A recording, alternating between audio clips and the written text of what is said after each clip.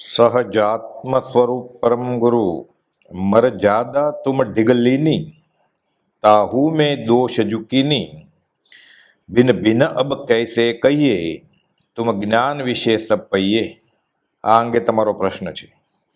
સવારના નિત્યક્રમની આલોચનાના પાઠમાં વંદો પાચો પરમ ગુરુ 2400 જિંદરાજ કહું શુદ્ધ આલોચના શુદ્ધ કરણ કે કાજ તે પદની આ 17મી કડી છે।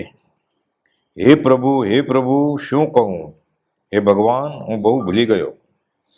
તમારી પાસે જે મર્યાદા વ્રત નિયમ આજ્ઞા ભક્તિ લીધા, અભક્ષ સેવનનો ત્યાગ લીધો, શ્રાત વ્યસનનો ત્યાગ લીધો અને તેમાં નિમિત્ત વળતા વળી લપસી પડ્યો, તેમાં અનેક દોષ અતિચાર આદિ કર્યા, તે બધા જુદા જુદા આપની પાસે કેવી રીતે કહું? આપના નિર્મળ જ્ઞાનમાં મારા તે સર્વ દોષો તમે જાણી જ રહ્યા છો। ઢીગ લીની, ઢીગ એટલે પાસે, નજીક। એ ગુરુરાજ તમે જાણો છો સગળું, છોરું અમે તો તમારા। હે સર્વજ્ઞ ભગવાન, તમને હું વિશેષ શું કહું? તમારાથી કંઈ અજાણ્યું નથી। માત્ર પશ્ચાતાપથી હું કર્મજન્ય પાપની ક્ષમા ઈચ્છું છું। શિષ્યની ફરજ છે કે ગુરુ સમક્ષ બધા ગુનાઓ વિદિત કરે। ભલે ગુરુ તો ન કહે તો પણ બધું જાણે જ છે, પણ દોષરૂપ અશુદ્ધિ ટાળવા, આત્માને પવિત્ર કરવા, કર્મમલથી નિર્મળ થવા, દોષ પ્રકાશી પ્રાયશ્ચિત કરવાનું કહ્યું છે। પોતાનો દોષ પ્રગટ કરવાનું આલોચના કરવા બધું છે। સોણાવના યુવા મુમુક્ષુ ભાઈ મુંદાસને વચનામૃત 941માં પરમ કૃપાદેવ જણાવે છે કે આજ્ઞા તો લીધી, પણ જ્યાં સુધી આત્મા સુદૃઢ પ્રતિજ્ઞાથી વર્તે નહીં ત્યાં સુધી આજ્ઞા કરવી ભયંકર છે, એમ આ પત્રમાં પ્રકાશ્યું છે। અહીં કહે છે કે જે નિયમોમાં અતિચારાથી પ્રાપ્ત થયા હોય તેનું યથાવિધિ સહિત વિનયપૂર્વક કૃપાળુ મુનિશ્રીઓ પ્રત્યે પ્રાયશ્ચિત ગ્રહણ કરી આત્મશુદ્ધિ કરવી યોગ્ય છે, અને એમ ન થાય તો ભયંકર તીવ્ર કર્મનો હેતુ છે। ઝાડ કુમળું હોય તો વાળ્યું વળે, પછી મૂળિયા ઊંડા જાય, કાપવું પણ ભારે પડે। એમ અહીં તાકીદ કરી કે નિયમને વિશે સ્વેચ્છાચાર પ્રવર્તન કરતાં મરણ શ્રેય છે। એવી મહત્પુરુષોની આજ્ઞાનો કાંઈ વિચાર રાખ્યો નહીં એવો પ્રમાદ આત્માને ભયંકર કેમ ન થાય? 8 દ્રષ્ટિની સજ્જાઈમાં આવે છે તેમ ધર્મ અર્થે અહીંયા પ્રાણને છાંડે પણ નહીં ધર્મ। મૂળ વાત એમ છે કે સોણાનો ભાઈ મુંદાસે સંસ્કૃતના અભ્યાસ વિશે આજ્ઞા આપવા કૃપાળુદેવને પત્ર વાટે વિનંતી કરી। અગાઉ પણ વસો ક્ષેત્રે સંસ્કૃત શીખવાનો નિયમ લીધેલ અને તે પાળવામાં પ્રમાદ થયેલ, ફરી આજ્ઞા મંગાવી પણ સંસ્કૃત શીખવામાં પ્રમાદ થયેલ તે બાબત અંબાલાલભાઈએ પણ ઠપકો આપેલ, અને એ અંગે પત્ર વાટે પૂજ્ય અંબાલાલભાઈએ કૃપાળુદેવને જણાવેલ। તેના જવાબ રૂપે કૃપાળુદેવે આ પત્ર પાઠવ્યો છે। બીજા એક પત્ર વચનામૃત 859માં આ પત્ર પણ સોણાવના મુંદાસ ઉપર જ છે। કૃપાળુદેવ પ્રકાશે છે કે વસોમાં ગ્રહણ કરેલા નિયમ અનુસાર લીલોત્રીમાં વીરતીપણે મુંદાસે વર્તવું। 2 શ્લોકના સ્મરણનો નિયમ શારીરિક ઉપદ્રવ વિશેષ વિના હંમેશ નિર્વાહવો। ઘઉં અને ઘી શારીરિક હેતુથી ગ્રહણ કરતા આજ્ઞાનો અતિક્રમ નથી, નહીં તો આ મુંદાસભાઈને ઘઉં અને ઘીના પણ પચકાણ હતા। અહીં કૃપાળુદેવ લખે છે કે કિંચિત દોષ સંભાવ્યમાન હોય તો તેનું પ્રાયશ્ચિત તે દેવકીર્ણ મુનિ આદિની સમીપે લેવું। નિયમ આદિનું ગ્રહણ પણ તે મુનિઓ સમીપે કર્તવ્ય છે। મુનિઓ પ્રત્યેથી તે સંબંધી સમાધાન જાણવું યોગ્ય છે એમ કહી પરમ કૃપાળુદેવ પોતે પરંપરાથી ચાલ્યો આવતો જૈન સંપ્રદાયનો ચીલો પણ ઓળંગતા નથી। મુનિ વ્રત નિયમ અને પ્રાયશ્ચિત આપવાના અધિકારી છે, તેઓ પાસે જ લેવા જણાવ્યું। ભલેને પરમાત્મા ઉત્તમ પાત્ર એવા પૂજ્ય પ્રભુશ્રીને તો કૃપાળુદેવે સ્વયં જ નિયમો આપેલા। અહીં આલોચનાના પાઠમાં આવે છે તેમ હે પાંચે પરમેષ્ટિ, હે 24 જીનેશ્વર ભગવાન, નમસ્કાર કરીને મારાથી થયેલ દોષ હું આલોચું છું। સુનિએ જીન અરજ અમારી, હમ દોષ કિએ અતિ ભારી, તેને કી અબ નિવૃત્તિ કાજા, તુમ શરણ લહી જીન રાજા। એ જીન, આપ કૃપા કરી અમારી અરજ સાંભળો। મેં મહા અતિશય ભારે દોષો કર્યા છે, તે સર્વ દોષ દૂર કરવાને હું આપનું શરણ અને આશ્રય ગ્રહણ કરું છું।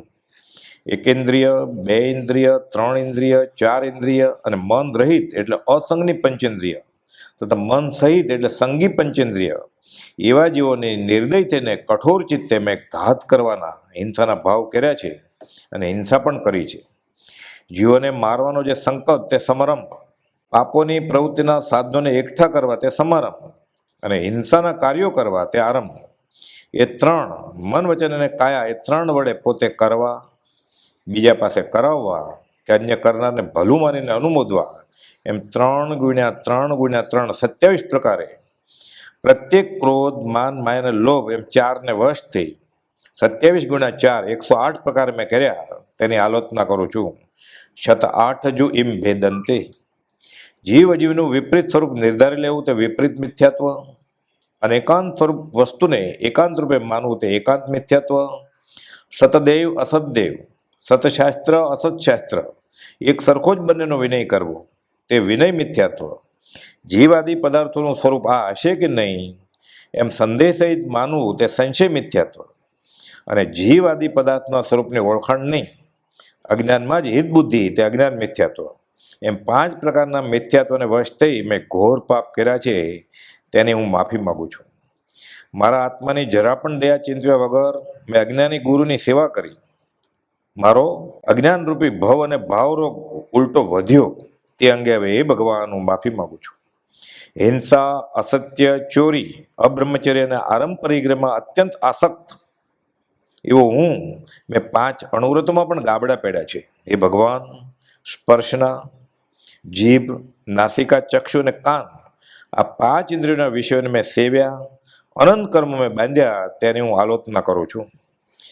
ઉદંબર ફળ ખાધા, મધુ, માંસ, મદિરા વાપર્યા, સ્વાદને વશ થઈ અંજીર વગેરે વાપર્યા અને 22 અભક્ષમાં ખાસ કરીને કંદમૂળ, વિષાદી પદાર્થ, બરફ, કાચું દહીં અને કઠોળ, દહીં વડા, રાયતા વગેરે મેં રાત્રિ દિવસ ખાખા કર્યા. ભક્ષ અભક્ષનો વિવેક ન હોવાથી મેં મહાપાપ આદર્યા. જુગાર, માંસ, દારૂ, ચોરી, વેશ્યાસંગ, શિકાર અને પરદારા ગમન, જુવા, આમિષ, મદિરાદારી, આ હેટક ચોરી પરનારી, આ 7 દુઃખદાયી અધોગતિના કારણરૂપ વ્યસનોને મેં સેવ્યા તે હું હવે આલોચું છું.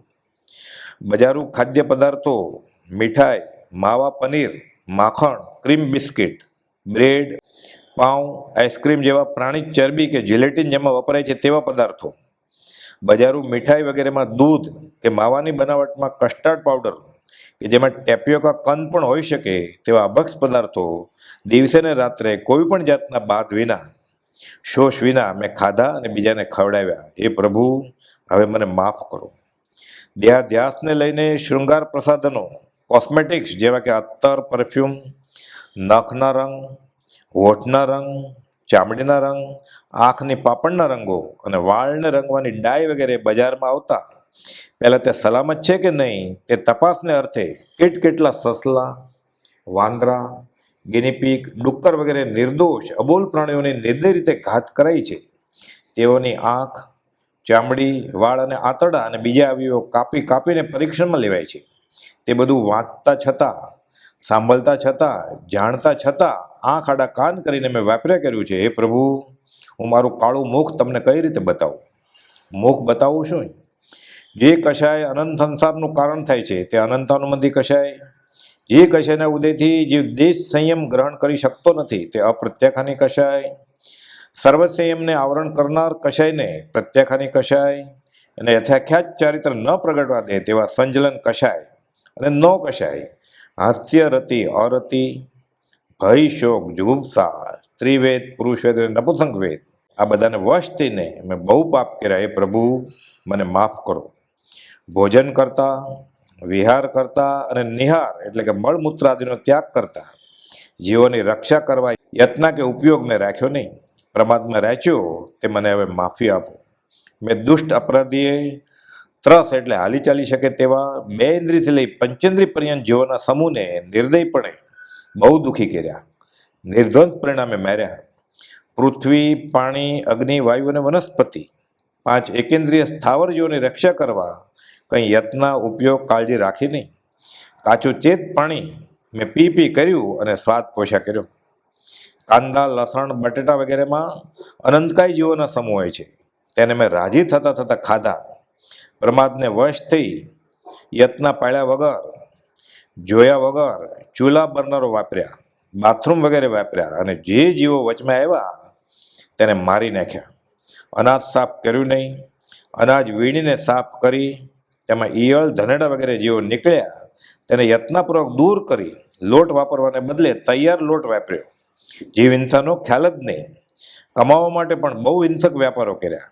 આવા પાર વિનાના પાપ મેં કર્યા. હે પ્રભુ, તે પાપના ફળ ભોગવતા હું દુઃખ પામી રહ્યો છું. તે વચનથી કેમ કરીને કહેવાય? આપ તો કેવળ જ્ઞાની છો, એટલે સર્વ જાણો છો. માટે હે પ્રભુ, મારા દુઃખ દૂર કરો. હવે તો તમારું શરણ, તમારો આશ્રય હું ગ્રહણ કરું છું. આપના આશ્રયથી જ અવશ્ય હું સંસાર તરી જઈશ. એ પ્રભુ, મારા અનંત દોષ છે તે તરફ તમે જોશો નહીં, પરંતુ હે સ્વામી, આપનું તારક બિરુદ છે. તમે કરુણા મૂર્તિ છો, તમે તારણ તરણ છો, મને તારો. હવે આ લોકની અલ્પણ શુભેચ્છા હું માગતો નથી. મારા અનંત દોષો દૂર કરી દઈ. એ પરમાત્મા, મને માગતા નથી આવડતું, પણ તમે આશીષ અનુકૂળ આપજો. તમે અલૌકિક પદ પ્રગટાવ્યું છે, મને ઘટતું દાન આપજો. વંદે તદગુણ લબ્ધયે હે રાજ, સહજાત્મ સ્વરૂપ પરમ ગુરુ.